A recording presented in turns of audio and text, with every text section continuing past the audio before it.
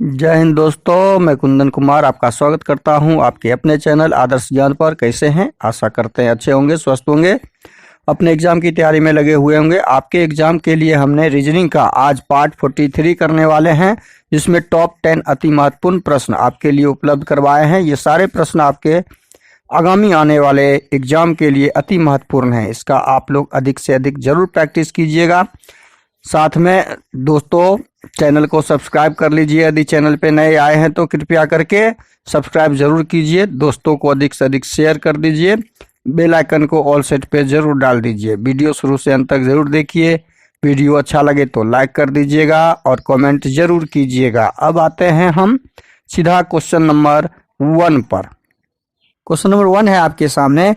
41 को 4 से संबंधित करते हुए, संबंध ढूंढते हुए, पैटर्न ढूंढते हुए 37 का आंसर हमें उसी पैटर्न के हिसाब से ज्ञात करना है और प्रश्नवाचक चिन्ह के स्थान पे क्या आएगा वो डालना है। अब देखिए 41 और 4 में क्या पैटर्न लगा हुआ है, क्या संबंध स्थापित है, वो हम कैसे ज्ञात करेंगे।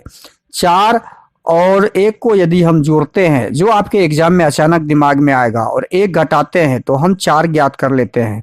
क्या यही पैटर्न 37 के साथ लगा हुआ है? 7 और 3 को जोड़ेंगे और 7 3 10 हो गया। 10 में से 1 घटाएंगे तो 9 आएगा, जो कि ऑप्शन में हमारा कहीं नहीं दिख रहा है। इसलिए यह ऑप्शन हमारा यह पैटर्न हमारा वर्क नहीं करेगा। अब हम आते हैं अगले पैटर्न पे। अगला पैटर्न क्या लग सकता है?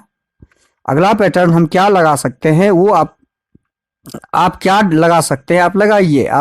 आप इसको वीडियो को पॉज करके पहले हल करना सीखिए, और तब प्रोसेस समझ में नहीं आए तो वीडियो को प्ले करके आप इसका प्रोसेस कैसे आगे गया उस प्रोसेस को सीखिए। अब देखिए इसमें क्या किया गया है। 4 और 1, 41 में 2 अंक है, 4 और 1। 4 और 1 को जब हम गुना करते हैं तो हमारा गुणनफल 4 आ जाता है, जो 4 से संबंधित है। क्या 37 में भी यही अंक का गुना यदि हम करते हैं तो हमारा आंसर आता है? ये पैटर्न आपका हमारा आंसर दे रहा है। इसका मतलब संख्या के अंकों का गुणनफल से संबंधित अगली संख्या हमें ज्ञात हो रही है। तो इस तरह के प्रश्न हम कैसे सॉल्व करते हैं, तुरंत ये दिमाग में आना चाहिए आपको एग्जाम में। ये इतना सारा वर्क टाइम जो हम आपके लिए ले रहे हैं, ये बेसिक समझने के लिए ले रहे हैं। तो ये बेसिक जब तक बेसिक आपकी जानकारी मजबूत नहीं होगी, आप आगे एग्जाम में कम से कम समय में सॉल्व नहीं कर पाएंगे। तो क्वेश्चन नंबर 1 का सही आंसर हो गया ऑप्शन बी, 21। अगला प्रश्न है क्वेश्चन नंबर 2। 19 के बाद है, ये देखिए इस सीरीज में, इस श्रृंखला में प्रश्नवाचक चिन्ह के स्थान पे क्या आएगा वो ज्ञात करना है। अब 19 के साथ अगली संख्या छोटी, फिर 28, फिर 37 बड़ी संख्या, और उसके बाद 65। देखिए एक छोटी, एक फिर बड़ी, फिर बड़ी, फिर बड़ी संख्या, और उस प्रश्नवाचक चिन्ह के स्थान पे क्या आएगा वो ज्ञात करना है। तो इसमें क्या संबंध हम ढूंढ सकते हैं? मान लीजिए हम 19 में इसमें क्या दिया है, 19 में 9 यदि जोड़ते हैं तो कितना हो रहा है? 19 9 28। 19 में 9 जोड़ रहे हैं तो कितना हो रहा है? 19 9 28। अच्छा, इस दोनों को जोड़ने से हमें तीसरी संख्या प्राप्त हो रही है। अब हम क्या करेंगे कि इस 9 को 28 के साथ जोड़ेंगे तो हमारा फिर चौथी संख्या 9 8 17 37 प्राप्त हो रहा है। अब हम इस दोनों को जोड़ दिए तो हमारा चौथी संख्या प्राप्त हो गया। अब हम क्या करेंगे? 28 को 37 के साथ जोड़ते हैं तो 7 8 7 15, 3 2 5 1 6। देखिए हमारी अगली संख्या प्राप्त हो गई। यह पैटर्न इसमें लगा हुआ है। अब हम क्या करेंगे? 37 में 65 को जोड़ देंगे और जो संख्या आएगा वो प्रश्नवाचक चिन्ह के स्थान पे आ जाएगा। तो 7 5 12, 6 3 9 1 10, 102 इसका आंसर आएगा। इस प्रश्न का सही आंसर 102 आएगा, और 102 हमारा ऑप्शन सी में दिया हुआ है। तो क्वेश्चन नंबर 2 का सही आंसर 102 ऑप्शन सी होगा। अगला प्रश्न क्वेश्चन नंबर 3। लुप्त पद ज्ञात करें या लुप्त संख्या ज्ञात करें। देखिए यहाँ पे लुप्त पद में प्रश्नवाचक चिन्ह है, इसे ज्ञात करना है। तो इस तरह के जब भी आपके बॉक्स में क्वेश्चन आवे तो पहले बड़ी से छोटी से बड़ी की तरफ देखना है। और देखिए यहाँ लेफ्ट से राइट की तरफ हमें पहले ध्यान रखना है कि ये छोटी से बड़ी की तरफ आए हैं, लास्ट में बड़ी है। अब 11, 2, 4 को क्या किया गया, जो 98 हम निकाल सकते हैं, ले आ सकते हैं। 11 दूनी 22 और 22 दूनी 44, यदि गुना करते हैं तो 44 ही हो रहा है। 11 दूनी 22 और 22 दूनी 11 दूनी 22, 22 चौके 88, 88 ही हो रहा है। तो क्या करेंगे हम उसमें 88 98 लाने के लिए गुना यदि करते हैं और 10 जोड़ देते हैं। देखिए यह पैटर्न इसमें लगा के देख लेते हैं, क्या यह लग रहा है। 11 दूनी 22 चौके 88 और जोड़ 10, 88 10 98। यहाँ पे तो हम 98 ले आए, क्या इसमें यह पैटर्न लगा हुआ है ये देख लेते हैं। 3 गुने 6 गुने 5, 6 पंचे 30, 30 तिया 90, 90 10 100 आ गया। देखिए 90 10 100 आ गया। इसका मतलब है यही पैटर्न हमारा प्रश्नवाचक चिन्ह जो है उसको ज्ञात करने के लिए भी लगाना होगा।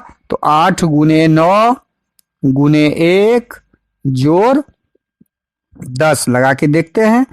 9 8 72, 72 को 10 72 में 10 जोड़ेंगे तो 72 10 82 आंसर आना चाहिए और आएगा भी। तो जो ऑप्शन डी में दिया हुआ है। इस तरह के प्रश्न में पैटर्न क्या लगा हुआ था, देखिए इस दोनों तीनों के बीच में गुना का पैटर्न लगा हुआ था और इसमें हमने 10 को जोड़ दिया। इसमें क्या किया, 10 को जोड़ दिया, यही पैटर्न लगा हुआ था। इसमें भी वही है, तीनों को गुना कर दिया गया और 10 जोड़ दिया गया। वही पैटर्न हमने इसमें भी लगा के देख लिया। वही पैटर्न कि 8 गुना 9 गुना 1 जोड़ 10, बस यही तो हमारा पैटर्न था यहाँ पे लगा हुआ, जोड़ 10। यही पैटर्न हम यहाँ पे लगा के चेक कर लिए और इस पैटर्न के आधार पे हमारा आंसर आ गया। अब अगला क्वेश्चन आपके सामने, क्वेश्चन नंबर 4। मुर्गा का संबंध मुर्गी के साथ ज्ञात करते हुए प्रश्नवाचक चिन्ह का आंसर ढूंढना है। ये तो आसान है, बहुत आसान है। इस तरह के प्रश्न लेकिन पूछे जाते हैं घुमावदार। मुर्गा और मुर्गी शब्द में पुल्लिंग और स्त्रीलिंग शब्द का अंतर है, तो मुर्गा पुल्लिंग शब्द हुआ और स्त्रीलिंग ठीक उल्टा, उसका उल्टा है, होता है स्त्रीलिंग शब्द है। उसी प्रकार से हम ऑप्शन में देखेंगे पुल्लिंग स्त्रीलिंग सी में नहीं है, बी में भी नहीं है, डी में भी नहीं है और घोड़ा घोड़ी ऑप्शन ए जो है यह पुल्लिंग घोड़ा पुल्लिंग हुआ और ठीक विपरीतार्थक या स्त्रीलिंग शब्द हो गया उसका घोड़ी शब्द। तो हमारा ऑप्शन ए इस प्रश्न का सही आंसर हो जाएगा। अगला प्रश्न है क्वेश्चन नंबर 5। क्वेश्चन नंबर 5 में दिया हुआ है 2 त्रिभुज 5 बराबर 5। अच्छा, 2 त्रिभुज 5 बराबर 5 जो दिया हुआ है, तो त्रिभुज के जगह पर गणित का कौन सा चिन्ह रखेंगे जो ये 5 के बराबर कर दे। तो 2 के त्रिभुज के जगह पे आप दिमाग लगाइए। क्वेश्चन नंबर 5 देखिए क्या है। क्वेश्चन नंबर 5 में दिया हुआ है यदि 2 त्रिभुज 5 बराबर 5, 2 त्रिभुज 3 बराबर 3, 8 त्रिभुज का मतलब वहां पे गणितीय कौन सी संक्रियाएं की जाए कि 5 हमें प्राप्त हो जाएगा। तो यहाँ पे जो दिया हुआ है 2 त्रिभुज 5 बराबर 5, ये हमें कैसे ज्ञात होगा। अब इसे ज्ञात करने के लिए हम क्या करेंगे कि संक्रिया करके देखते हैं। हम इसको करेंगे 2 गुना 5, 2 को 5 से गुना करेंगे तो हमें प्राप्त होगा 10, 10 को 2 से भाग लगाएंगे तो हमें प्राप्त हो जाएगा 5, 2 से भाग लगाएंगे तो हमें 5 प्राप्त हो गया। यही पैटर्न हम 2 त्रिभुज 3 में लगा के देखते हैं। यही पैटर्न हम किस में लगा के देखेंगे, यही पैटर्न 2 त्रिभुज 3 बराबर 3 क्या ज्ञात होता है वो ज्ञात करके देख लेते हैं। तो इसमें क्या करेंगे, ऊपर में पैटर्न क्या लगा है 2 गुना 3, 3 दूनी 6 और 6 को 2 से भाग लगाएंगे तो 3, हमें 3 प्राप्त हो गया। 2 को 3 से जब भाग लगाएंगे तो हमें 3 प्राप्त हो गया। देखिए 3 प्राप्त हो गया। यही पैटर्न हम बाकी में लगा के देखेंगे। तो हम जब बाकी में यही पैटर्न लगाएंगे तो अगला क्या है, 8 त्रिभुज 4 बराबर 16। 8 त्रिभुज 4 बराबर 16। 16 क्या हमें ज्ञात हो रहा है, कैसे ज्ञात हो रहा है, इसी पैटर्न पे ज्ञात होना चाहिए। तो 8 गुना 4 का पैटर्न मतलब दोनों संख्याओं का गुना और उसका आधा मतलब 2 से भाग, हमें 16 प्राप्त हो गया। देखिए 16 प्राप्त हो गया। अब तीसरी संख्या, तीसरा जो वह चौथा जो दिया हुआ है हमारे सामने, 16 त्रिभुज 8 जिसका ज्ञात करना है। 16 त्रिभुज 8 बराबर वाट, प्रश्नवाचक चिन्ह। तो इसको कैसे ज्ञात करेंगे, इसे भी हम इसी प्रकार इसी पैटर्न पे लगाएंगे। 16 आठे 96 और 96 का आधा कर देंगे। और 16 आठे 28 से, सॉरी 16 आठे 28 से 128 और 128 का आधा जब करेंगे 2 से भाग लगाइए, 2 छक्के 12, 2 चौके 8, 64 आएगा। तो प्रश्नवाचक चिन्ह के स्थान पे हमारा क्या आंसर आएगा, 64 आ जाएगा। यही हमारा प्रश्नवाचक चिन्ह का आंसर हुआ जो ऑप्शन डी में दिया हुआ है। अगला प्रश्न है क्वेश्चन नंबर 6। क्वेश्चन नंबर 6 में दिया हुआ है ए का संबंध एफ के साथ हमें ज्ञात करना है। ए का संबंध एफ के साथ ज्ञात करते हुए एन का संबंध हमें वाट प्रश्नवाचक चिन्ह के साथ निकालना है। इसी ऑप्शन से आंसर। ए को क्या किया, ए 1 नंबर में 1 नंबर को 6 नंबर में चेंज किया। एफ 6 नंबर में, एफ 6 नंबर पे होता है।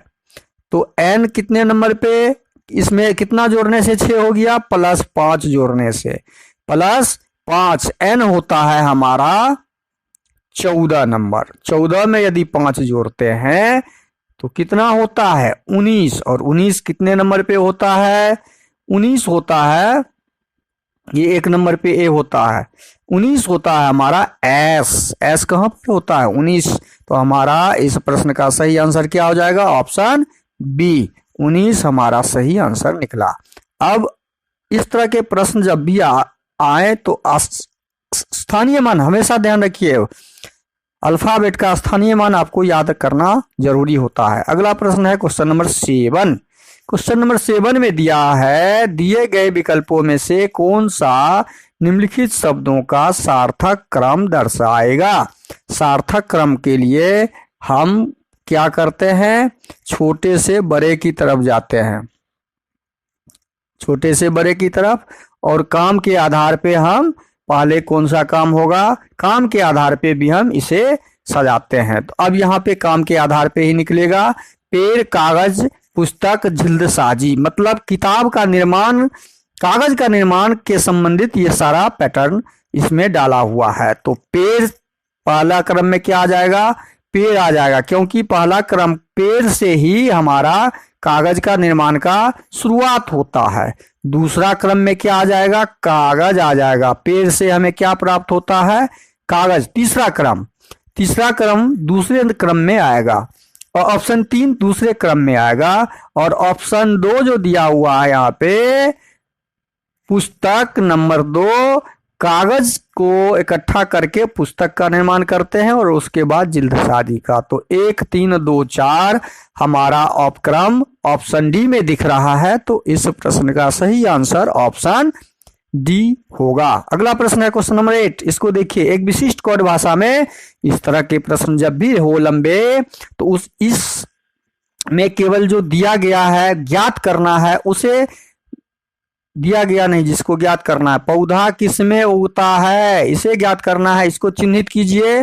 और पौधा किसमें उगता है आपको पता है, मृदा में उगता है, तो मृदा लिख लीजिए। और मृदा किसके लिए यहाँ पे दिया है, अर्थ, मृदा का अर्थ ही ज्ञात करना है, हमें पूरा पढ़ने की जरूरत नहीं है। मृदा का अर्थ सफेद होता है, तो सफेद हम लिखेंगे, और जहां पे ऑप्शन में होगा हमें टिक लगा के आंसर आगे बढ़ते जाना है। तो इस क्वेश्चन नंबर 8 का सही आंसर ऑप्शन बी हो जाएगा। अगला प्रश्न है क्वेश्चन नंबर 9।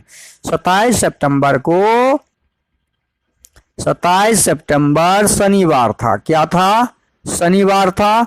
तो जब 27 सितंबर शनिवार था, 27 सितंबर शनिवार था, तो हमें ज्ञात क्या करना है? हमें ज्ञात करना है कौन सा दिन? 27 अक्टूबर। 27 अक्टूबर, 27 सितंबर शनिवार है, तो उसी वर्ष 27 अक्टूबर हमें ज्ञात करना है। 27 अक्टूबर कौन सा दिन होगा? 27 अक्टूबर कौन सा दिन होगा? व्हाट दिन। अब इसके लिए हम क्या करते हैं? इसके लिए हम हमेशा कुल दिन ज्ञात करते हैं और कुल दिन में 7 से भाग लगा के शेषफल ज्ञात करते हैं। अब सितंबर का कुल दिन निकालिए। सितंबर में कुल दिन कितना हो गया? सितंबर का कुल दिन हमारा हो जाएगा, सितंबर 30 दिन का होता है और 27 दिन का हमें दिन ज्ञात है, तो 27 दिन घटा लेंगे तो 3 दिन का सितंबर का दिन ज्ञात करना होगा। और अक्टूबर का कुल दिन क्या हो जाएगा? अक्टूबर का कुल दिन बराबर 27 अक्टूबर का ज्ञात करना है, तो टोटल 27। तो टोटल कुल दिन कितना हो गया? 30। और 30 में हम क्या करेंगे? 7 से भाग लगाएंगे। शेषफल हमारा क्या आ गया? 2। शेषफल 2 आ गया। यही शेषफल हमारा उस शनिवार में जुड़ जाएगा। यही शेषफल क्या हो जाएगा? शनिवार में जुड़ जाएगा। यही शेष हमारा शनिवार में जुड़ जाएगा और हमारा अगला दिन ज्ञात हो जाएगा, मतलब 27 अक्टूबर का दिन ज्ञात हो जाएगा। शनिवार के बाद रविवार, सोमवार, मतलब 27 अक्टूबर हमारा क्या हो जाएगा? सोमवार ज्ञात होगा। 27 अक्टूबर सोमवार होगा, जो सही आंसर है ऑप्शन डी में। 9 प्रश्न का सही आंसर ऑप्शन डी निकलेगा। इसको समझ में आ गया? कुल दिन हमेशा ध्यान रखिए, कुल दिन में 7 से भाग लगा के जो शेष आता है वो दिए गए दिन में जोड़ देते हैं, वही दिन ज्ञात करने वाला दिन होता है। अगला प्रश्न है क्वेश्चन नंबर 10। यदि किसी घड़ी का दर्पण प्रतिबिंब, देखिए दर्पण प्रतिबिंब दिया हुआ है, दर्पण प्रतिबिंब दिया हुआ है 3:15 समय दिखाया गया है और सही समय ज्ञात करना है। तो सही समय बराबर 11.6, मतलब 11:60। 12 बजे में हम 12 बजे में 3:15 को घटा देंगे, हमारे पास बच गया 45 और ये 8:45 बजता होगा सही समय। तो हमारा सही आंसर क्या हो गया? 8:45। तो यह किस में है? ऑप्शन डी में दिया हुआ है। जब भी दर्पण से या दर्पण प्रतिबिंब ज्ञात करना हो, दर्पण प्रतिबिंब ज्ञात करना हो घड़ी का सही समय से, तो उस समय में भी हम 11:60 में ही घटाएंगे। वीडियो को शुरू से अंत तक जरूर देखिए। वीडियो अच्छा लगे तो लाइक कमेंट साथ साथ कर दीजिए। आप लोगों से रिक्वेस्ट है कि चैनल पे नए आए हैं तो पहले आप चैनल को सब्सक्राइब कर लीजिए, प्लीज प्लीज जल्दी सब्सक्राइब कीजिए और दोस्तों को तुरंत शेयर कीजिए। साथ में उसके बाद आप बेल आइकन को ऑल सेट पे जरूर डाल दीजिए ताकि सुबह नोटिफिकेशन आपके पास आ जाए। थैंक यू, धन्यवाद, जय हिंद, जय भारत।